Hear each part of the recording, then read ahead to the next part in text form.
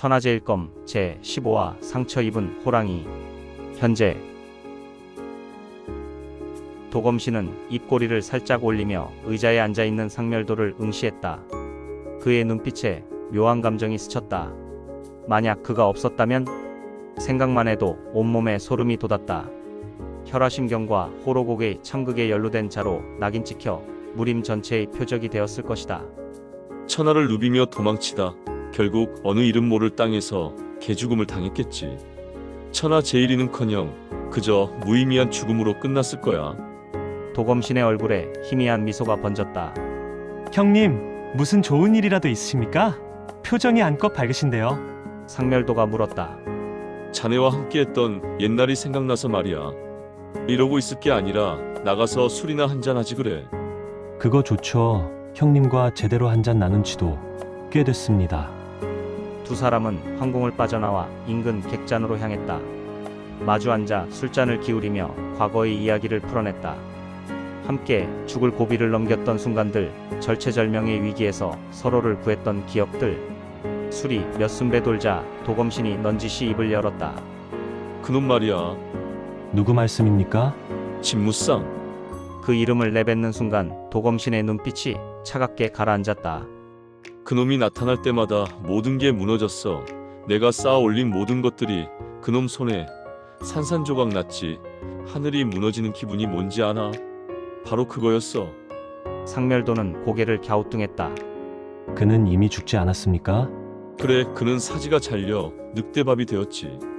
상멸도는 도검시의 잔에 술을 따라주었다.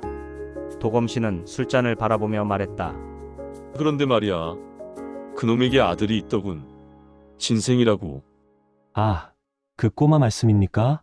겨우 10살짜리지만 범상치 않아. 내가 보기엔 천재야, 천재. 지금도 저 정도인데 몇 년 후면 어떻게 될 것 같나?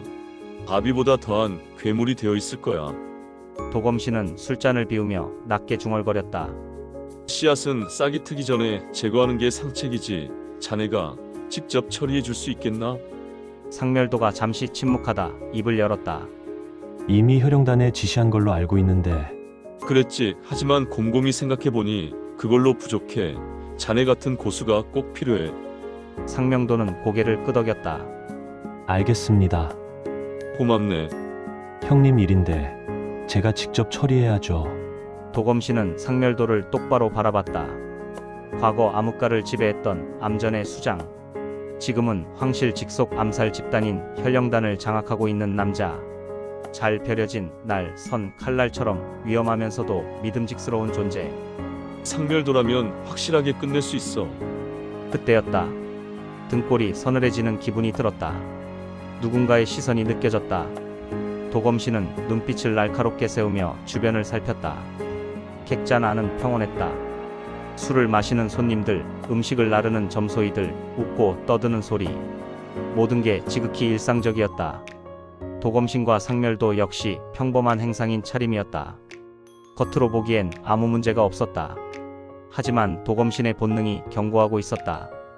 오랜 도주 생활이 그에게 선물한 것.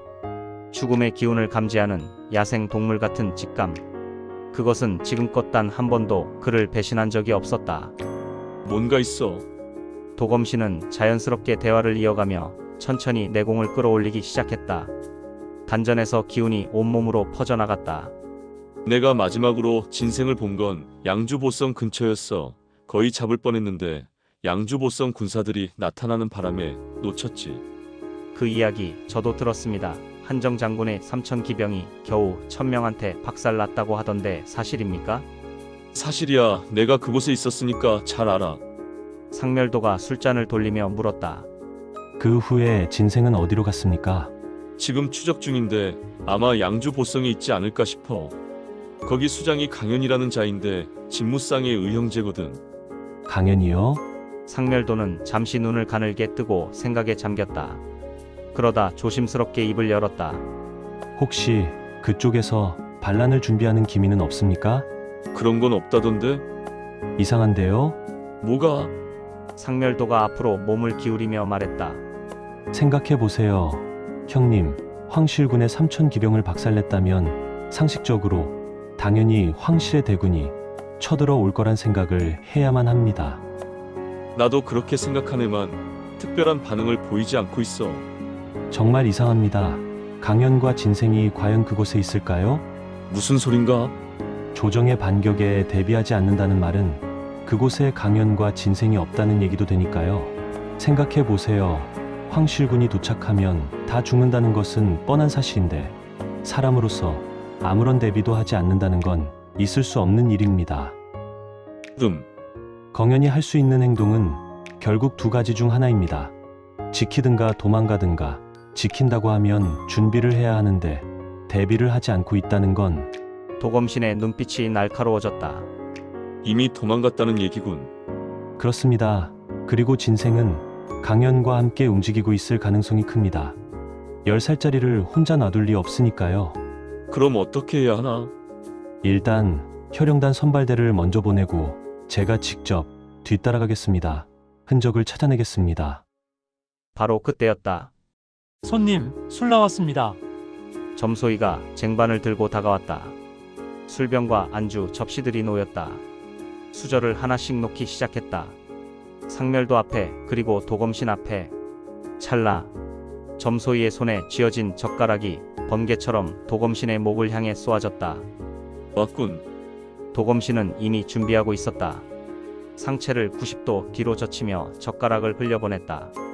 그리고 몸을 눕힌 채 탁자 다리 사이로 보이는 점소이의 다리를 후려쳤다. 점소이가 비명을 지르며 바닥에 나뒹굴었다. 그 충격에 머리에 쓰고 있던 가발이 훌러덩 벗겨졌다.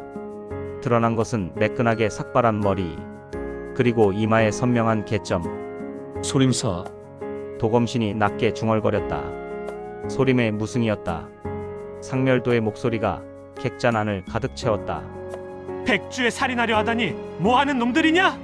쓰러졌던 무승은 대답도 없이 벌떡 일어나더니 집요하게 도검신에게 달려들었다.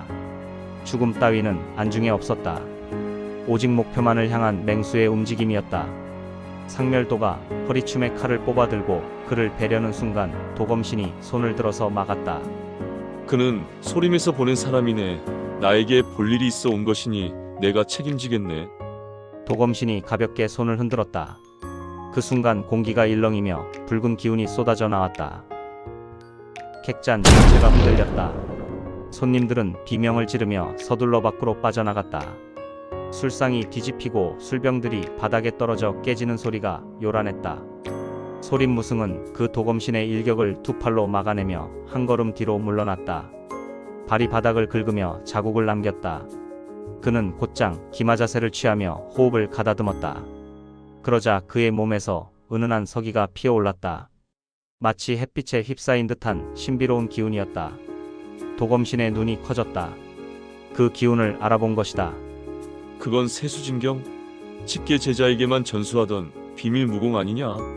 너는 직계 제자가 아닐 텐데 어떻게 전수받은 거냐? 무승이 고개를 끄덕였다. 그의 얼굴에는 어떤 망설임도 없었다. 살귀를 때려잡는데 규칙이 무슨 소용이 있느냐?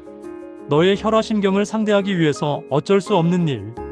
나 말고도 비공을 수련한 무승들이 너를 잡기 위해 달려오고 있다. 기대하거라. 도검신이 한숨을 내쉬었다.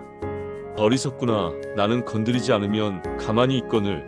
백주에 더군다나 성도에서 이런 짓을 하다니 목숨이 아깝지도 않느냐? 그런 건 잊은 지 오래다. 무승의 목소리는 담담했다. 죽음조차 받아들인 자의 평온함이 서려 있었다. 오직 부처님의 뜻을 이루지 못할까 두려울 뿐이다. 말을 마친 무승은 평범한 나은권의 자세를 취했다. 그러나 세수진경이 실린 나은권은 더 이상 평범한 권법이 아니었다. 그의 피부에서 작은 소용돌이들이 일어나기 시작했다. 하나, 둘, 셋, 수십 개의 소용돌이가 몸 전체를 감싸며 맹렬하게 맴돌았다. 받아라. 무승이 외치며 주먹을 뻗는 순간 피부를 감싸던 소용돌이들이 하나로 뭉쳤다. 그리고 쭉 뻗어나가며 거대한 기둥을 이루었다. 공기가 찢어지는 소리가 귓전을 때렸다. 도검신은 몸을 한 장 옆으로 피하며 혀를 찼다. 고작 3알도 이루지 못한 세수진경으로 나에게 덤비느냐? 그는 어이없다는 듯 고개를 저었다. 소림에서는 아직 나를 한참 우습게 아는구나. 바로 그 순간이었다. 주방 속에서 한 사내가 검을 앞에 세우고 비처럼 빠르게 날아왔다. 기습이었다. 검끝이 도검신의 목을 향해 곧장 날아들었다. 도검신은 침착하게 손에 들고 있던 술잔을 들어 올렸다. 작은 술잔이 날아오는 검을 정확히 막아냈다. 쇠로 된 칼이 술잔에 갇힌 채 조금도 앞으로 나아가지 못했다. 마치 깊은 늪에 빠진 것처럼. 바로 그때였다. 무슨 일이냐? 객잔에서 싸움이 일어났다. 밖이 갑자기 소란스러워졌다. 군사들의 함성과 발자국 소리가 가까워졌다. 성도의 순찰대가 달려온 것이다. 무승들은 서로 눈짓을 주고받았다. 더 이상 싸울 수 없다는 판단이었다. 그들은 재빠르게 몸을 날려 객잔 밖으로 뛰어나갔다. 기다려라 도검신. 아직 끝이 아니다. 무승들의 외침이 객잔을 울렸다. 군사들은 그들의 뒤를 쫓아 달려갔다. 발걸음 소리와 고함이 점점 멀어졌다. 객잔 안은 순식간에 고요해졌다. 부서진 가구들과 엎질러진 술이 조금 전 일의 흔적을 말해줄 뿐이었다.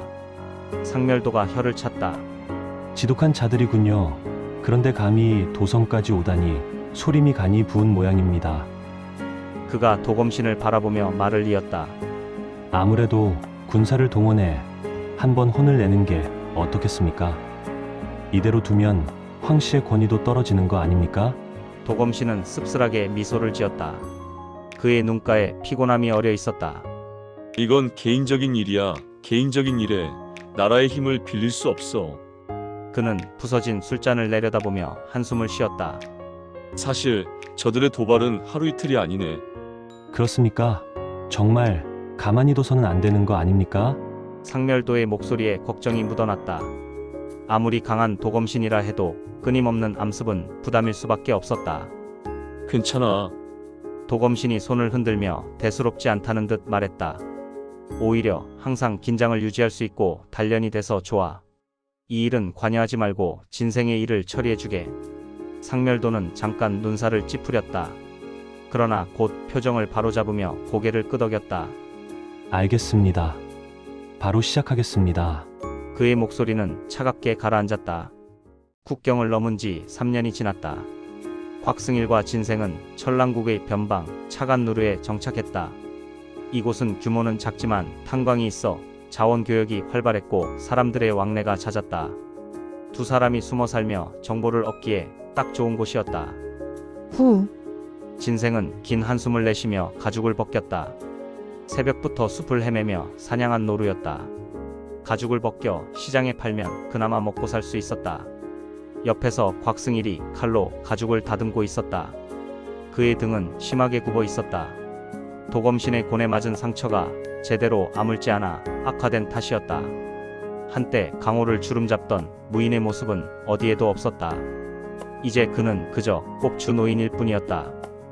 진생아, 곽승일이 가죽에서 눈을 떼지 않은 채 물었다. 운정 형님의 전광 폭류검법은 어디까지 익혔느냐? 진생의 손이 잠시 멈췄다.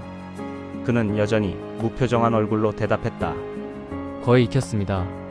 그래, 그럼 당장 이 자리에서 펼쳐보거라. 진생은 입술을 깨물었다. 곽승일은 날카로운 눈으로 그를 쳐다봤다. 왜 대답이 없느냐? 사슴을 쫓다가 발목을 삐끗했어요. 나중에 해보면 안 될까요? 순간 곽승일의 얼굴이 일그러졌다. 발목! 시범만 보이라는 것인데 발목을 조금 삔 게 무슨 상관이냐? 당장 보여라. 진생은 더 이상 핑계를 댈 수 없었다. 그는 천천히 자리에서 일어나 마당으로 걸어나갔다. 목검을 뽑고 자세를 잡았다. 그리고 천천히, 아주 천천히 검을 휘둘렀다. 곽승일의 얼굴이 점점 붉어졌다. 그의 손이 떨리기 시작했다. 정광폭류도법, 황운정의 동문무학으로 번개처럼 빠르고 폭발적인 연속 공격이 특징이었다. 눈 깜짝할 사이에 수십 초씩을 퍼붓는 속도와 파괴력의 극치를 보여주는 무공이었다. 그런데 지금 진생이 펼치는 건 뭐란 말인가? 느릿느릿한 동작, 제대로 운용되지 않는 진기, 마치 처음 검을 잡은 초보자 같았다. 그만! 곽승일이 옆에 돌을 내리쳤다. 그의 얼굴은 분노로 일그러져 있었다. 그렇게 해서 개미 한 마리라도 잡을 수 있겠느냐? 지하에 계신 운정 형님이 어떻게 생각하겠냐? 진생은 조용히 돌을 걷었다. 그리고 고개를 저었다. 운정 삼촌의 건법은 너무 강맹해서 나에겐 맞지 않습니다. 뭐라고? 곽승일이 벌떡 일어서려다 등의 통증에 다시 주저앉았다. 그는 이를 악물고 소리쳤다. 핑계 대지 마라. 무슨 말을 그렇게 하느냐? 너는 부모와 삼촌들을 위해 복수를 해야 한다. 내 삼촌들의 무공과 진무상 장군의 무학까지 모두 익혀서 복수를 해야 하는데 이렇게 진도가 느려서 언제 복수하려는 거냐? 진생은 대답 대신 하늘을 올려다봤다. 파란 하늘, 구름 한 점 없이 맑았다. 후, 가벼운 한숨이 새어나왔다. 부모님과 삼촌들의 죽음은 억울하긴 합니다. 하지만 꼭 복수를 해야겠다는 생각은 일어나지 않아요. 복수를 하기 시작하면 꼬리에 꼬리를 물고 싸움이 계속될 뿐이에요. 더군다나 상대는 황실입니다.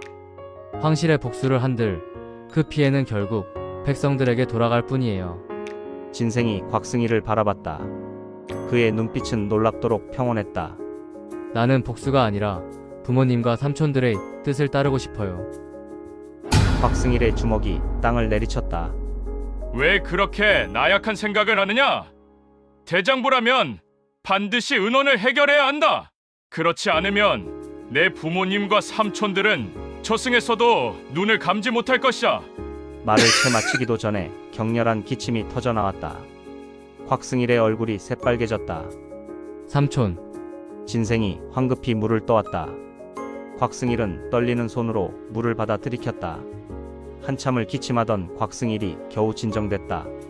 그는 거친 숨을 몰아쉬며 진생을 바라봤다. 진생아, 그의 목소리에 힘이 빠져 있었다. 내 마음이 너무 여려서 나도 어찌할 바를 모르겠구나. 삼촌, 하지만 어찌됐든 복수는 해야 한다. 이 사무치는 원한을. 곽승일의 손이 떨렸다. 그의 눈가가 붉어졌다. 이 삼촌은 견딜 수가 없구나. 진생은 아무 말도 하지 않았다. 그저 조용히 곽승일의 등을 쓸어줄 뿐이었다. 저녁 해가 지고 있었다. 두 사람의 그림자가 길게 늘어졌다. 한 사람은 복수에 집착하고 한 사람은 복수를 거부했다. 같은 비극을 겪었지만 전혀 다른 길을 바라보는 두 사람. 그 간극은 점점 벌어지고 있었다. 저녁상이 차려졌지만 곽승일은 젓가락을 들지 못했다. 삼촌 고기 드세요. 아니다. 곽승일이 고개를 저었다. 입맛이 없는 게 아니었다. 씹을 수가 없었다. 이가 다 빠져버린 데다 턱의 힘도 약해져서 고기를 씹는 건 이제 불가능에 가까웠다. 잠깐만요. 진생이 부엌으로 들어갔다. 얼마 후 김이 모락모락 나는 죽 한 그릇을 들고 나왔다. 이거라도 드세요. 고맙다. 곽승일이 떨리는 손으로 숟가락을 들었다. 한 숟갈, 두 숟갈, 겨우 반 그릇을 비웠을까? 더는 못 먹겠구나. 숟가락이 바닥에 떨어졌다. 곽승일은 그대로 옆으로 쓰러지듯 누웠다. 삼촌, 괜찮다. 그냥 좀 피곤해서. 눈을 감는 순간 곽승일은 이미 잠에 빠져들었다. 거친 숨소리만이 방 안을 채웠다. 진생은 그 모습을 바라보며 입술을 깨물었다. 내 탓이다. 가슴이 무거웠다. 무술 연습을 제대로 하지 않아서 복수에 대한 의지를 보이지 않아서 삼촌의 병이 악화된 게 아닐까. 그렇게 생각하니 죄책감이 밀려왔다. 하지만 어쩌란 말인가? 진생은 마당으로 나왔다. 밤하늘에 별이 총총했다. 복수하기 위해 사람을 죽일 생각은 들지 않는데 더 큰 문제는 따로 있었다. 삼촌들의 무공이 도저히 그에게 맞지 않았다. 진생은 지난 3년간 깨달았다. 사람마다 기의 흐름이 다 다르다는 것을. 물론 경락의 순서나 방향은 사람인 이상 일정하다. 하지만 사람마다 혈도의 어떤 부분은 강하고 어떤 부분은 약하기 마련이다. 내공이 최대한 효과적으로 상승하려면 강한 부분을 이용해서 운기를 해야 한다. 당연한 이치였다. 그런데 삼촌들의 무공은 사람들의 이런 개인차를 깡그리 무시하고 있었다. 획일적인 운기법, 모두에게 같은 방식을 강요하는 수련법, 삼촌들의 무공만이 아니었다. 세상의 거의 모든 무공이 그랬다. 그러니까 무공을 수련하면서 자신과 잘 맞는 무공을 찾는다는 것 자체가 하늘의 별 따기만큼 어려운 일이었다. 만약 자기 체질과 딱 맞는 무공을 만난다면 그야말로 천운이고 내공 수위가 순식간에 치솟을 것이다. 진생은 마루에 앉아 생각에 잠겼다. 복수는 솔직히 별로 마음에 없다. 사람을 죽이는 게 싫다. 하지만 승일 삼촌의 마음을 아프게 할 수는 없었다. 무공을 수련하는 척이라도 해야겠어. 그때였다. 번뜩이는 게 있었다. 나는 혼원일기공을 내 체질에 맞도록 변형시키지 않았나? 그렇다. 예전에 그는 혼자 혼원일기공을 뜯어고쳐서 자신에게 맞게 바꿨었다. 그 덕분에 수련 속도가 몇 배는 빨라졌었다. 그렇다면 진생의 눈이 반짝였다. 삼촌들의 무공도 내 체질에 맞도록 변형시키면 되는 거 아냐? 그러면 일거양득이었다. 삼촌의 뜻도 받들 수 있고 무공은 무공대로 제대로 수련할 수 있을 것이다. 이거다. 진생의 입가에 미소가 번졌다. 오랜만에 뭔가 해결책을 찾은 기분이었다. 바로 그때 이놈들! 방 안에서 굉음이 들렸다. 이어서 곽승일의 목소리가 터져나왔다. 감히 자객이 이것까지 오다니! 삼촌, 진생이 황급히 방문을 박차고 들어갔다. 곽승일은 이불을 걷어차고 벌떡 일어나 있었다. 그의 눈은 감긴 채였다. 꿈을 꾸고 있는 것이었다. 진생아, 어서 몸을 피하거라. 여기는 내가 맡겠다. 곽승일이 허공에 대고 주먹을 휘둘렀다. 휘청 몸이 한쪽으로 기울었다. 삼촌 진정하세요. 진생이 곽승일의 팔을 붙잡았다. 곽승일은 몇 초간 더 허둥거리다가 다시 털썩 쓰러졌다. 거친 숨소리만 남았다. 진생은 이불을 덮어주며 한숨을 내쉬었다. 또 시작이네. 지난 3년 내내 이랬다. 곽승일은 항상 긴장했다. 시장에 가면 두리번거리고 못 보던 사람이 나타나면 유심히 관찰했다. 혹시 추격자가 아닐까? 혹시 자객이 아닐까? 가끔 잠을 자다가도 지금처럼 헛소리를 했다. 자객이 왔다고, 도망가라고, 자기가 맞겠다고. 그런데 점점 더 심해지고 있었다. 예전에는 한 달에 한두 번이었다. 그런데 이제는 거의 매일이었다. 헛소리의 강도도 세졌다. 실제로 싸우듯 몸을 움직이기까지 했다. 진생은 곽승일의 얼굴을 내려다봤다. 헬쑥하게 마른 얼굴, 움푹 들어간 눈, 앙상한 턱, 몸이 점점 쇠약해지고 있어. 육체만이 아니었다. 정신도 무너지고 있었다. 진생은 주먹을 쥐었다. 이래서는 안 되는데. 하지만 뭘 어떻게 해야 할지 알 수 없었다. 복수를 하겠다고 말하면 삼촌이 좋아할까? 하지만 그건 거짓말이었다. 진생은 거짓말하고 싶지 않았다. 그렇다고 삼촌을 이대로 놔둘 수도 없었다. 대체 어떻게 해야 하지? 진생은 밤새 잠을 이루지 못했다. 방 안에서는 곽승일의 거친 숨소리와 신음만이 계속 들려왔다. 동이 트자마자 진생은 집을 나섰다. 곽승일은 여전히 깊은 잠에 빠져 있었다. 진생은 물 한 그릇을 머리맡에 놓아두고 조용히 문을 닫았다. 시장으로 가는 길은 이미 익숙했다. 좁은 골목을 지나 큰 길로 나오자 벌써 사람들이 분주하게 오갔다. 상인들의 호객 소리, 말발굽 소리, 아이들의 제잘거림. 진생은 그 소음을 뚫고 의방으로 향했다. 그곳의 의원 보고타는 명의로 소문난 사람이었다. 곽승일의 상태가 나빠질 때마다 진생은 이곳을 찾았다. 벌써 몇 번째인지 모를 정도였다. 문을 열자 약초 냄새가 코를 찔렀다. 어서 오세요. 밝은 목소리가 들렸다. 청란이었다. 보고타 의원의 딸로 진생과 비슷한 나이였다. 의방 일을 능숙하게 돕는 걸 보면 제법 의술에 밝은 듯했다. 진생 오빠. 청란의 얼굴이 환하게 밝아졌다. 그녀는 언제나 진생만 보면 이렇게 웃었다. 아버지 진생 오빠 왔어요. 안쪽에서 묵직한 목소리가 들렸다. 들어오게. 진생이 안으로 들어가자 보고타가 약초를 분류하고 있었다. 보고타의 얼굴은 북방의 매서운 바람에 그을려 구릿빛으로 빛났다.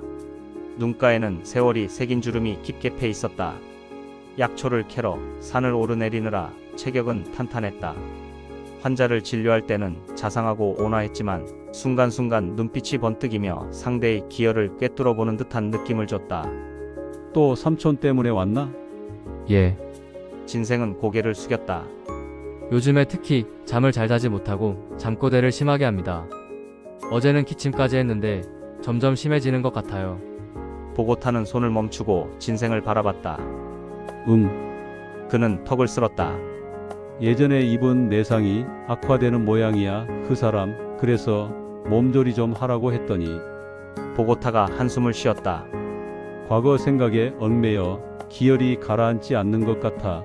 마음의 병이 몸의 병보다 무섭다니까. 우선 내가 약을 제조해 주마.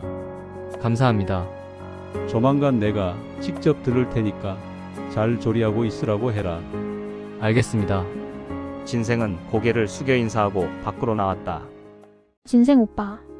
청란이 문 앞에서 기다리고 있었다. 그녀가 살짝 웃으며 다가왔다. 안녕? 그래, 반갑다. 진생도 미소를 지었다. 청란을 보면 왠지 마음이 편해졌다. 근데 왜 자주 안 와? 청란이 입술을 삐죽 내밀었다. 진생은 어이없다는 듯 웃었다. 의방에 왜 자주 오냐? 우리 삼촌더러 자주 아프라는 소리야? 아, 그게 아니라. 청란이 살짝 눈살을 찌푸렸다. 그 표정을 보는 순간 진생의 가슴이 뜨끔했다. 어머니. 청란의 표정이 어머니와 묘하게 닮았다. 눈살을 찌푸릴 때의 그 모습, 입술을 삐죽이는 그 버릇. 꼭 아파야만 와? 나를 만나러 올 수도 있잖아. 청란의 목소리가 작아졌다. 살짝 볼이 붉어진 게 보였다. 진생은 픽 웃었다. 그래, 내 말이 맞다. 진짜? 응, 앞으로는 자주 와야겠다. 정말? 청란의 눈이 반짝였다. 그녀는 갑자기 진생의 손을 잡아 끌었다. 야, 잠깐. 약을 조제하려면 시간이 걸리니까 나를 따라와봐. 청란은 신이 나서 제잘거렸다. 내가 보여줄 곳이 있어. 진짜 예쁘거든. 오빠도 분명 좋아할 거야. 어디? 일단 따라와. 말로 하면 재미없잖아. 진생은 청란에게 이끌려 시장 골목을 빠져나갔다. 청란의 손은 따뜻했다. 그리고 의원의 딸답게 팔에 힘이 있었다. 이 아이는 걱정이 없어 보이네. 진생은 청란의 뒷모습을 보며 생각했다. 복순이, 원한이니 그런 것들과는 무관한 사람. 그저 오늘 하루를 즐겁게 살아가는 사람. 부럽다. 진생의 입가에 쓸쓸한 미소가 번졌다. 청란은 뒤도 돌아보지 않고 신나게 앞장섰다. 저기야. 저기 보여? 저 언덕. 그녀의 목소리가 햇살처럼 밝았다. 가자. 청란의 외침과 함께 두 아이는 언덕을 향해 미친 듯이 달렸다. 발밑에 흙이 튀고 바람이 얼굴을 세차게 때렸지만 아무것도 신경 쓰이지 않았다. 진생의 심장이 정신없이 요동쳤지만 청란의 손을 놓을 수 없었다. 으악. 힘들어. 조금만. 거의 다 왔어. 언덕 꼭대기에 도착한 순간 진생의 입에서 탄성이 터져나왔다. 와, 멋있다, 진짜. 눈앞에 펼쳐진 풍경은 그야말로 압도적이었다.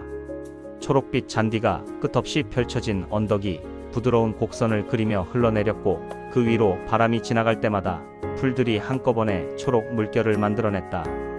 저 멀리 차간 누루 호수의 수면이 햇빛을 받아 눈부시게 반짝였다. 마치 누가 일부러 보석을 뿌려놓은 것 같았다. 청란이 양손을 허리에 얹고 득의양양하게 웃었다.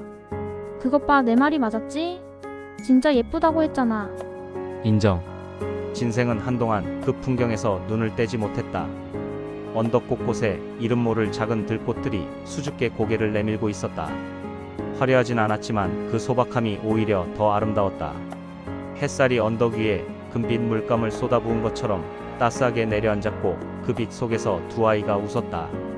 바로 그때였다. 나 잡아봐라. 청란이 갑자기 진생의 등을 힘껏 밀어버렸다. 진생이 비틀거리며 중심을 잡는 사이 청란은 이미 언덕 아래로 달려가고 있었다. 야, 이게 무슨 짓이야? 무리민이라면서? 이것도 못 피해? 너무 느린데? 청란의 목소리가 바람에 실려왔다. 진생의 얼굴에 장난기 가득한 미소가 번졌다. 아, 그래? 진생은 땅에 떨어진 나뭇가지를 주워들고 도검신이 자신을 노려보던 그 무시무시한 표정을 흉내냈다. 미간을 찌푸리고 입꼬리를 삐딱하게 올린 채 나뭇가지를 검처럼 앞으로 내밀었다. 지금은 일부러 봐주는 거다. 진짜 검을 들면 넌 이미 쓰러졌을걸. 푸아. 뭐야 그 표정. 청란이 손으로 배를 움켜쥐며 웃어댔다. 그리고 그게 건법이라고? 허수아비가 더 폭나게 싸우겠다.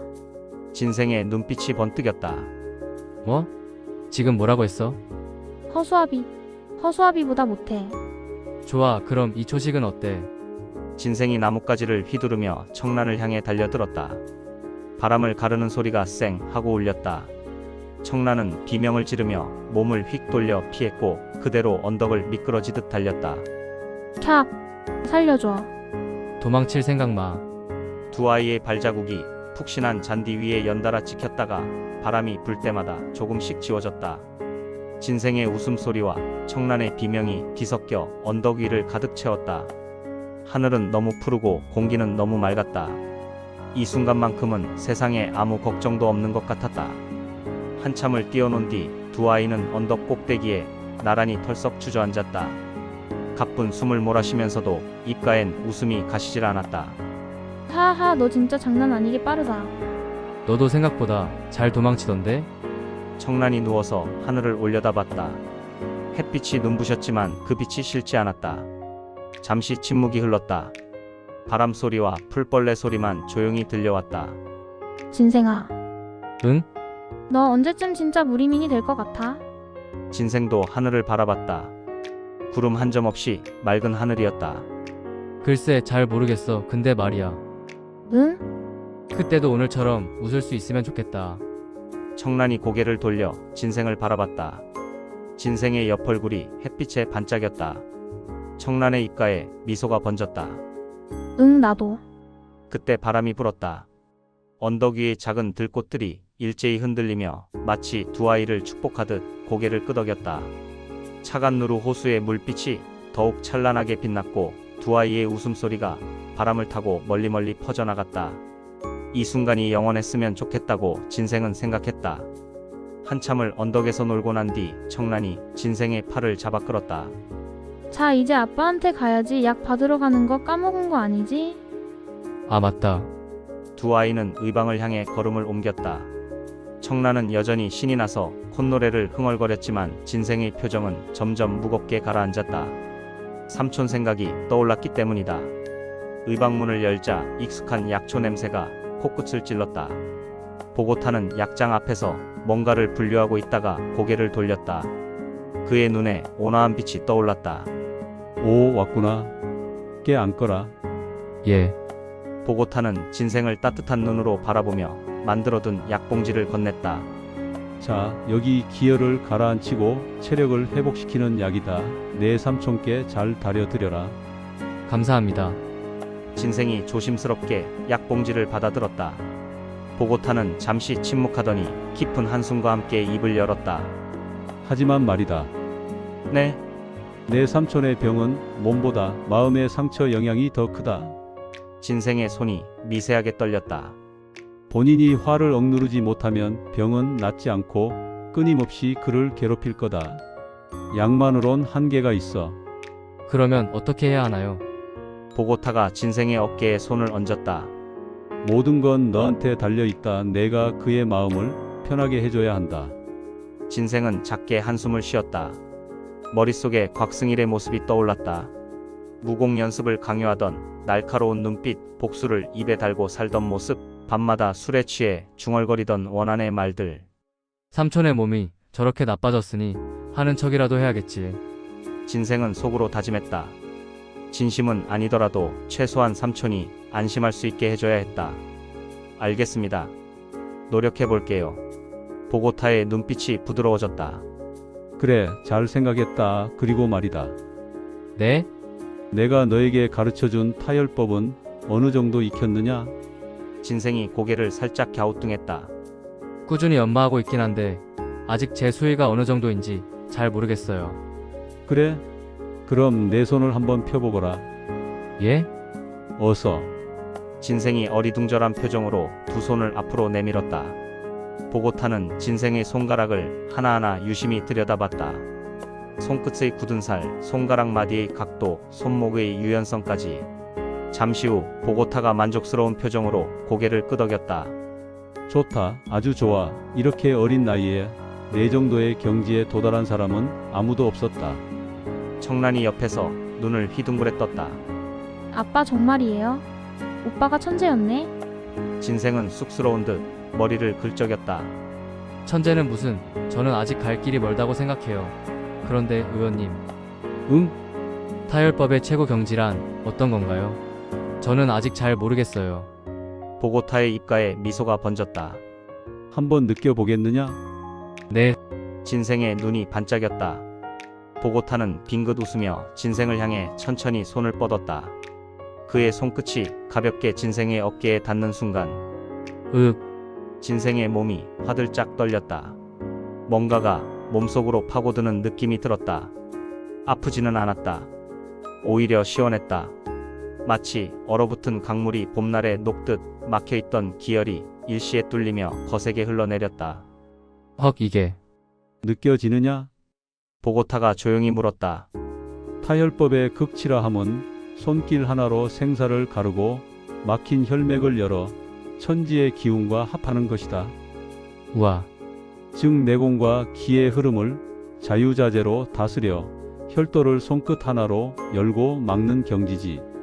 진생의 눈이 더욱 빛났다. 이제 알겠어요. 제 혈맥에서 혈류가 멈추지 않고 기와 함께 엄청 빠르게 흐르는 게 느껴져요. 그래, 바로 그거다. 보고타가 손을 걷었다. 진생은 한동안 자신의 몸 상태를 확인하느라 눈을 감고 집중했다. 이 타혈법이야말로 내 삼촌을 치유할 수 있는 최선의 길이다. 정말요?